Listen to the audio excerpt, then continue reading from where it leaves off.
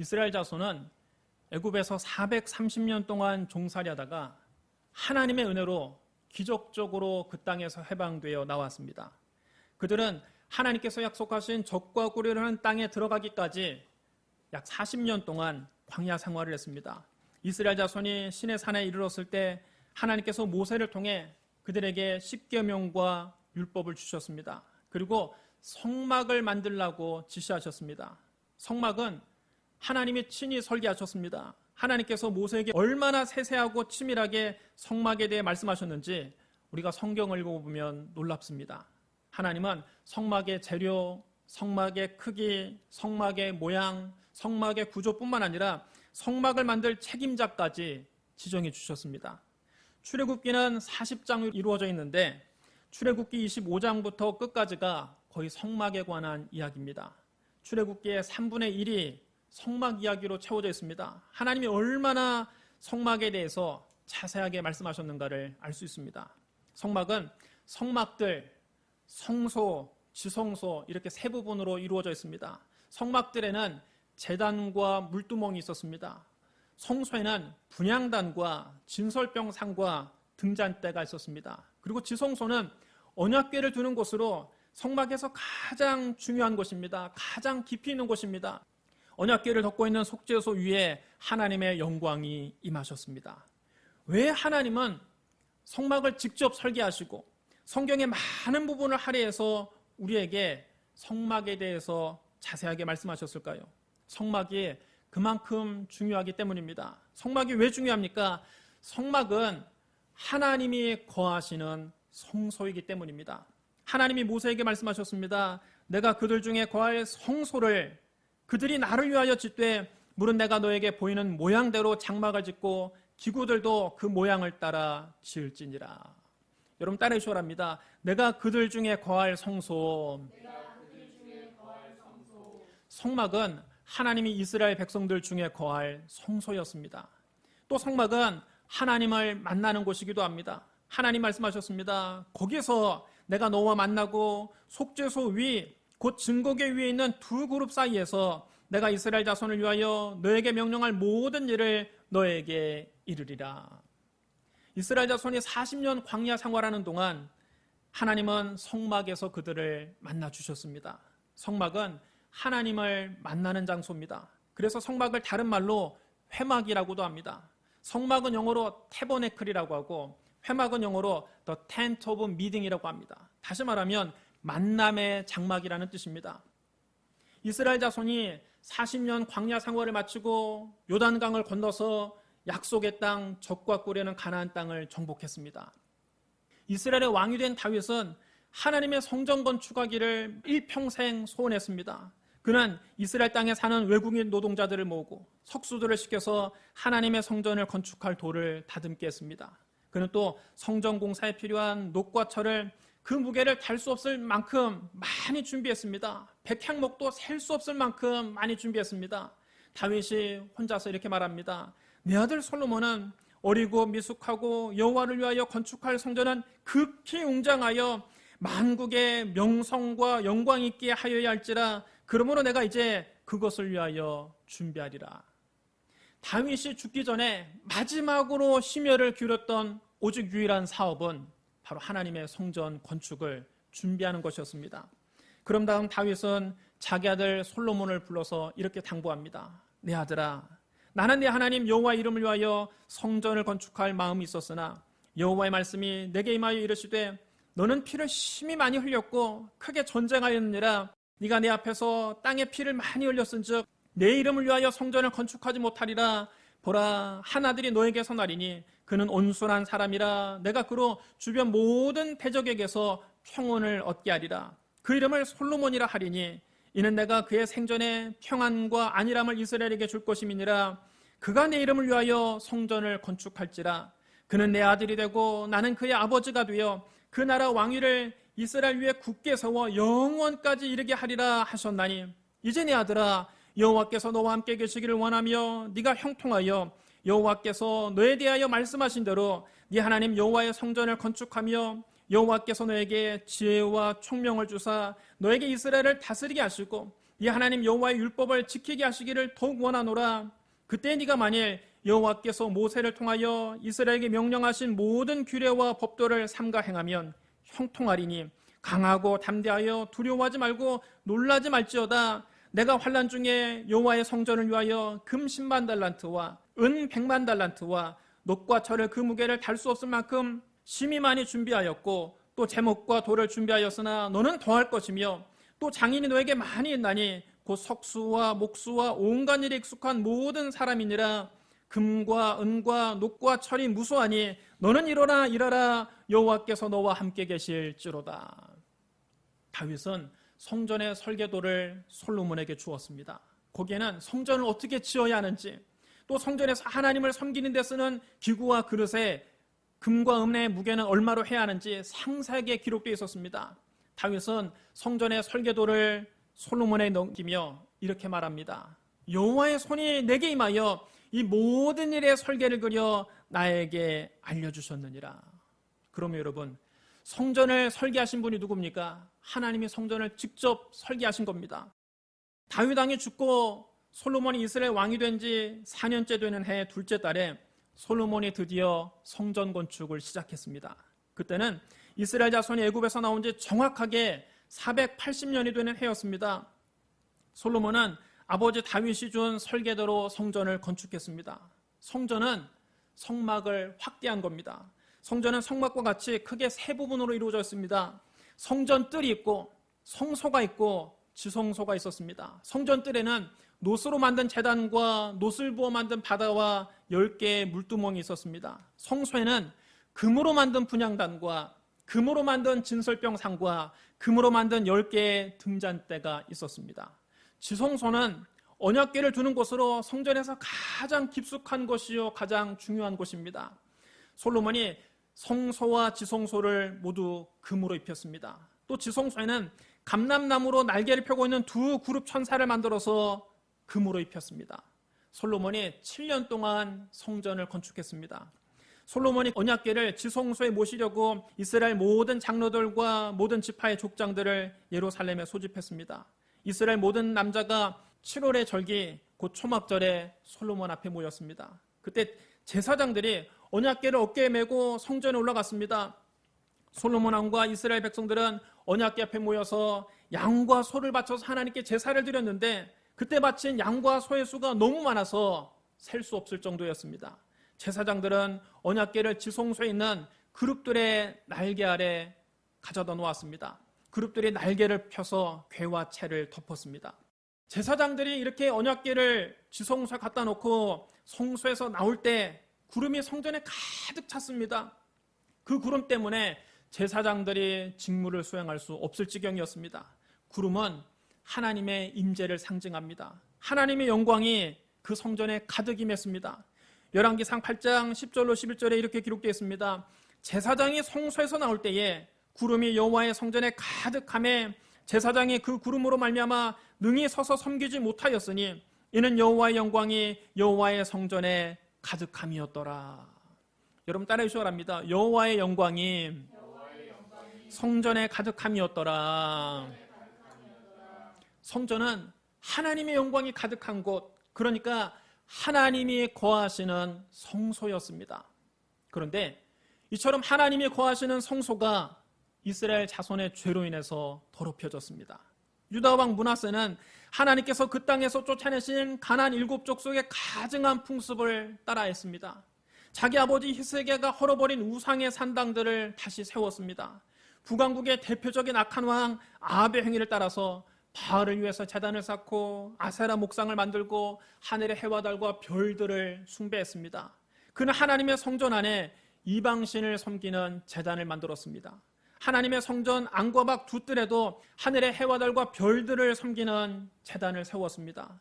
또 자기 아들을 불로 태워서 이방신에게 제물로 바쳤습니다. 점쟁이를 불러서 점을 치고 마술사를 시켜서 마법을 부리게 하고 신접한 자와 박수무당을 찾아다녔습니다. 그는 이렇게 하나님 보시기에 악한 일을 많이 해서 하나님을 진노하시게 했습니다. 그는 자기가 직접 만든 아세라 목상을 하나님의 성전 안에 버젓이 세워두기도 했습니다. 여러분 그 성전이 어떤 곳입니까? 일찍이 하나님은 다윗과 그 아들 솔로몬에게 이렇게 말씀하셨습니다. 내가 이스라엘 모든 지파 중에 택한 이 성전과 예루살렘에 내 이름을 영원히 둘지라. 만일 이스라엘이 나의 모든 명령과 나의 종 모세가 명령한 모든 율법을 지켜 행하면 내가 그들의 발로 다시는 그의 조상들에게 준 땅에서 떠나 유리하지 아니하게 하리라. 그러나 유다 백성들은 하나님 말씀을 듣지 않았고 이 므낫세 왕의 꼬임에 빠져서 하나님께서 이스라엘 백성들 앞에서 쫓아내신 이방 민족들보다 더 악한 일을 저질렀습니다. 그래서 하나님께서 예루살렘과 유다에 무서운 재앙을 예고하셨습니다. 유다 왕 므낫세가 이 가증한 일과 악을 행함이 그 전에 있던 아모리 사람들의 행위보다 더욱 심하였고 또 그들의 우상으로 유다를 범죄하게 하였도다. 그러므로 이스라엘 하나님 여호와가 말하노니 내가 이제 예루살렘과 유다에 재앙을 내리리니 듣는 자마다 두 귀가 울리리라.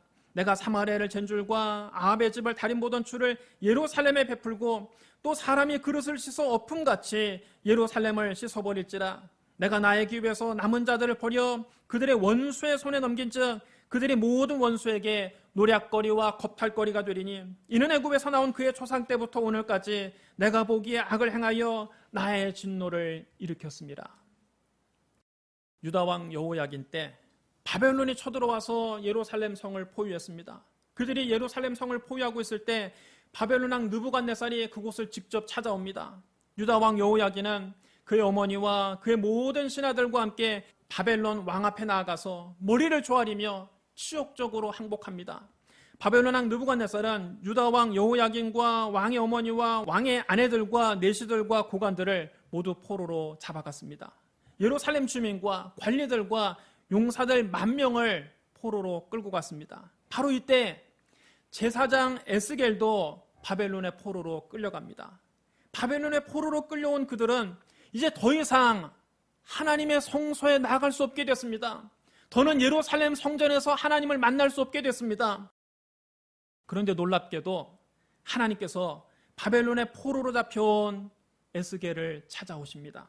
그리고 말씀하십니다. 그 말씀이 바로 오늘 본문 말씀입니다. 여호와의 말씀이 내게 임하여 이르시되 인자야 예루살렘 주민이 네 형제 곧 네 형제와 친척과 온 이스라엘 족속을 향하여 이르기를 너희는 여호와에게서 멀리 떠나라. 이 땅은 우리에게 주어 기업이 되게 하신 것이라 하였나니 그런즉 너는 말하기를 주 여호와의 말씀에 내가 비록 그들을 멀리 이방인 가운데로 쫓아내어 여러 나라에 흩었으나 그들이 도달한 나라에서 내가 잠깐 그들에게 성소가 되리라 하셨다 하고 너는 또 말하기를 주 여호와의 말씀에 내가 너희를 만민 가운데서 모으며 너희를 흩은 여러 나라 가운데서 모아내고 이스라엘 땅을 너희에게 주리라 하셨다라. 그들이 그리로 가서 그 가운데 모든 미운 물건과 모든 가증한 것을 제거하여 버릴지라.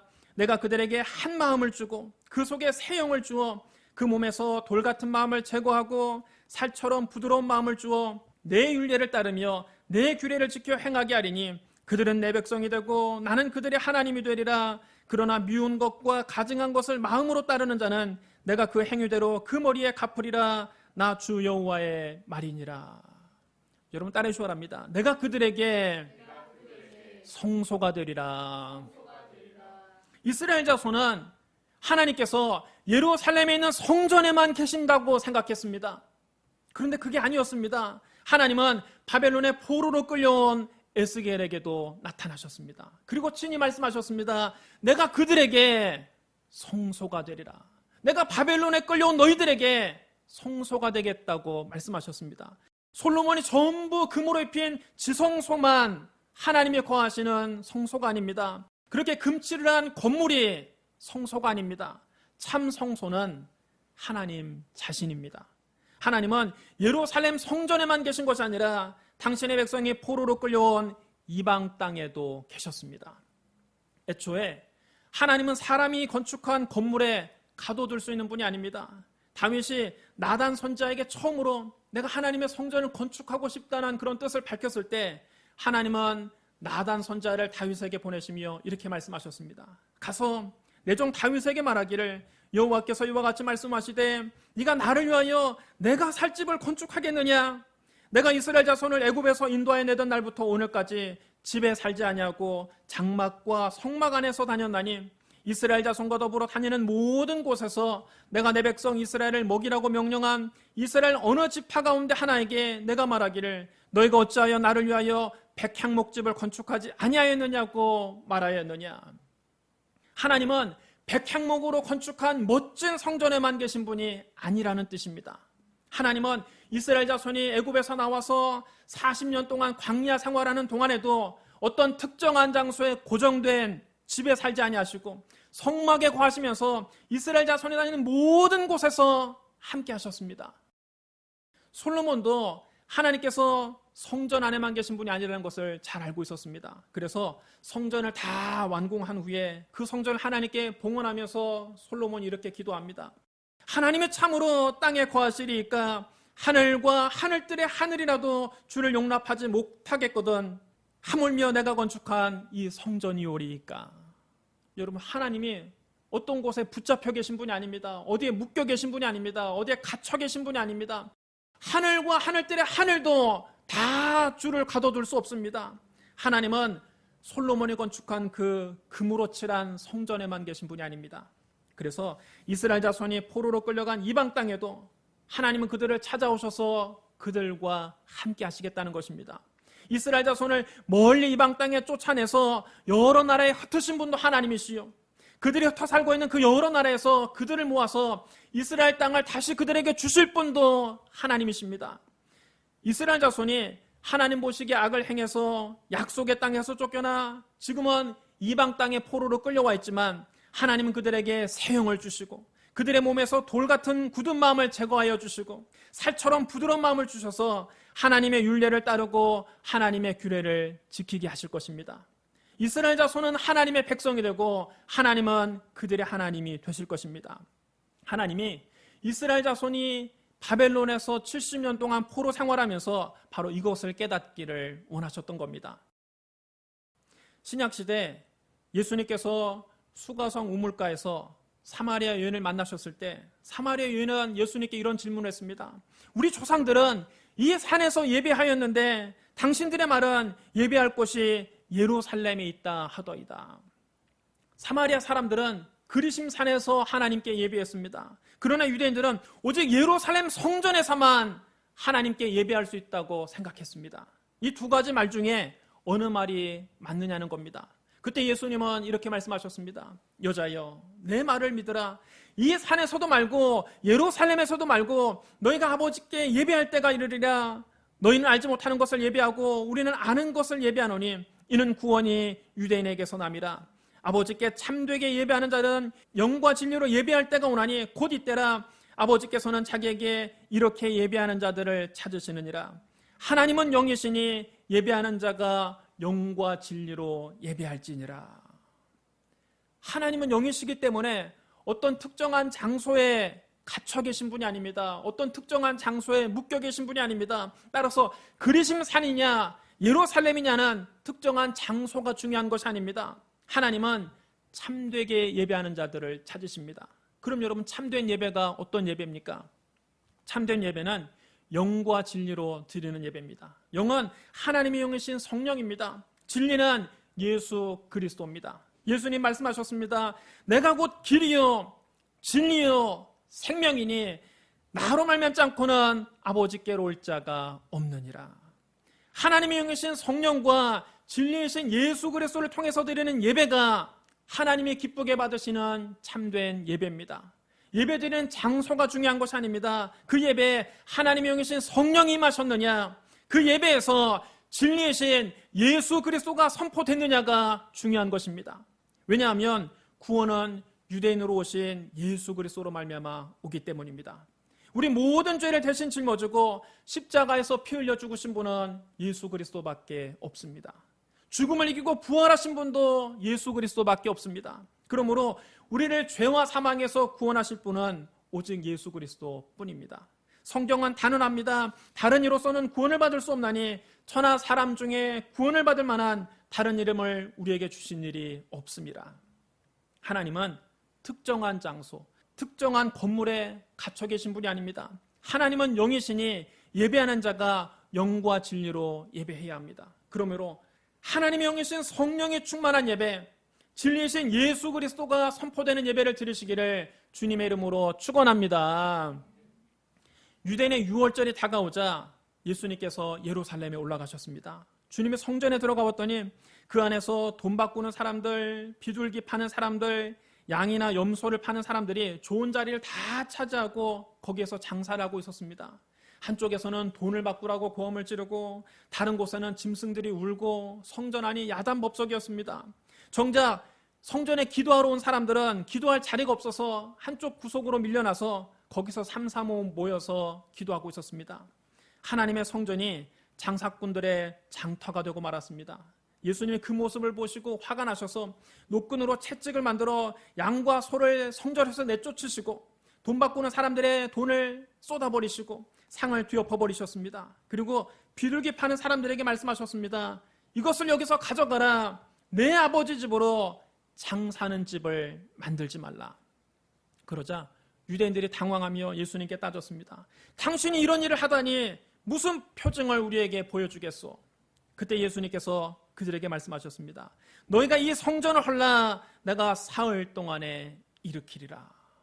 여러분 따르셔야 합니다. 너희가 이 성전을 헐라 내가 사흘 동안에 일으키리라. 이 말을 듣자 유대인들은 어이가 없었습니다. 예수님 당시의 성전은 헤롯 대왕이 유대인들의 환심을 얻기 위해서 크게 증축한 것입니다. 헤롯 대왕은 정치적인 인기를 얻기 위해서 예루살렘 성전을 어마어마한 규모로 크게 지었습니다. 46년 동안 지었고 그때도 계속 공사 중이었습니다. 그런데 예수님께서 그 거대한 성전을 헐어버리고 단 사흘 만에 다시 세우겠다고 하시니까 유대인들은 코웃음을 쳤습니다. 그들이 예수님께 따졌습니다.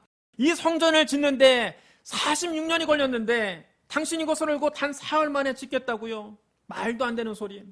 그러나 예수님이 말씀하신 성전은 나무나 돌로 만든 성전을 말씀하신 것이 아닙니다. 예수님이 말씀하신 성전은 당신의 몸을 가리키는 것이었습니다. 요한복음 2장 21절에 이렇게 기록되어 있습니다. 그러나 예수는 성전된 자기 육체를 가리켜 말씀하신 것이라. 여러분 따르셔야 합니다. 예수는 성전된 자기 육체를 가리켜 말씀하신 것이라. 예수님이 바로 하나님의 영광에 충만한 성전입니다. 제자들은 예수님이 십자가에서 죽으셨다가 사흘 만에 부활하신 후에야 이 말씀을 기억하고 예수님이 하신 말씀을 믿게 됐습니다. 십자가에서 당신의 육체를 헐고 사흘 만에 부활하신 예수 그리스도가 바로 하나님의 영광에 가득한 참 성전입니다. 장차 우리가 들어갈 새하늘과 새 땅과 새 예루살렘에서도 어린 양 예수 그리스도가 우리의 성전이 되십니다. 사도 요한은 밤모섬에서 장차될 일을 보았습니다. 요한계시록 21장에서 사도 요한은 이렇게 말합니다. 또 내가 새하늘과 새 땅을 보니 처음 하늘과 처음 땅이 없어졌고 바다도 다시 있지 않더라. 또 내가 보매 거룩한 성 새 예루살렘이 하나님께로부터 하늘에서 내려오니 그 준비한 것이 신부가 남편을 위하여 단장한 것 같더라. 그 성곽은 벽옥으로 쌓였고 그 성은 정금인데 맑은 유리 같더라. 그 성의 성곽의 기초석은 각색 보석으로 꾸몄는데 첫째 기초석은 벽옥이요, 둘째는 남보석이요, 셋째는 옥수요, 넷째는 녹보석이요, 다섯째는 홍만호요, 여섯째는 홍보석이요, 일곱째는 황옥이요, 여덟째는 노곡이요, 아홉째는 다망옥이요, 열째는 비추옥이요, 열한째는 청옥이요, 열두째는 자수정이라. 그 12문은 12진주니 각문마다 한 개의 진주로 되어 있고 성의 길은 맑은 유리 같은 정금이더라. 이것은 장차 우리가 들어갈 새 예루살렘 성의 아름다움을 묘사한 것입니다. 그런데 그 다음 구절에 아주 의미심장한 말씀이 나옵니다. 요한계시록 21장 22절을 여러분 잘 들어보십시오. 성 안에서 내가 성전을 보지 못하였으니 이는 주 하나님 곧 전능하신 이와 및 어린 양이 그 성전이심이라. 여러분 따라해줘야 합니다. 주 하나님과 어린 양 예수 그리스도가 성전이십니다. 장차 우리가 들어갈 천국에는 따로 성전이 없습니다. 나무나 돌로 만든 성전이 없습니다. 대리석으로 만든 성전이 없습니다. 하나님을 예배하는 건물이 따로 없습니다. 왜냐하면 전능하신 주 하나님과 어린 양 예수 그리스도가 그 성의 성전이기 때문입니다. 예수님이 바로 참 성전입니다. 모세가 만든 성막도 솔로몬이 만든 성전도 헤롯 대왕이 증축한 성전도 모두 모형이요 그림자에 불과합니다. 천국에는 성전의 실체가 우리 눈앞에 계시기 때문에 이제 더는 모형이나 그림자는 필요 없는 것입니다. 사랑하는 성도 여러분, 모세는 하나님이 지시한 대로 성막을 만들었습니다. 솔로몬은 7년에 걸쳐서 아름다운 성전을 건축했습니다. 헤롯 대왕은 46년에 걸쳐 거대한 성전을 증축했습니다. 하지만 이 모든 성소는 예수 그리스도의 모형에 불과합니다. 예수 그리스도가 우리의 성소이십니다. 십자가에서 당신의 육체를 헐고 사흘 만에 부활하신 예수 그리스도가 바로 하나님의 영광이 가장 충만한 참 성전이십니다. 우리는 눈에 보이는 건물보다 참 성전이신 예수 그리스도께 집중해야 합니다. 웅장한 건물을 주목하지 말고 참 성전이신 예수 그리스도를 주목해야 합니다. 우리의 시선이 항상 예수님께 고정되어 있어야 합니다. 오직 예수 그리스도를 바라보고 예수 그리스도를 믿고 예수 그리스도를 의지하고 예수 그리스도만 따라가야 합니다. 참 성전이신 예수 그리스도 이름으로 모이고 예수 이름으로 찬양하고 예수 이름으로 하나님 앞에 나가고 예수 이름으로 기도하는 저와 여러분 되시기를 주님의 이름으로 축복합니다. 우리 기도하겠습니다. 사랑과 은혜가 풍성하신 하나님 아버지, 예수님 우리에게 성소가 되어주시니 감사합니다. 우리가 나무나 돌로 만든 건물에 주목하지 말고 오직 우리를 위해서 십자가에서 죽으시고 부활하신 예수 그리스도를 바라보게 하여 주시옵소서. 우리의 시선이 항상 예수님께 고정되어 있게 하여 주옵소서. 오직 예수 그리스도를 통해 아버지 하나님께 날마다 나아가게 하여 주시옵소서. 예수님 이름으로 감사하며 기도드리옵나이다. 아멘.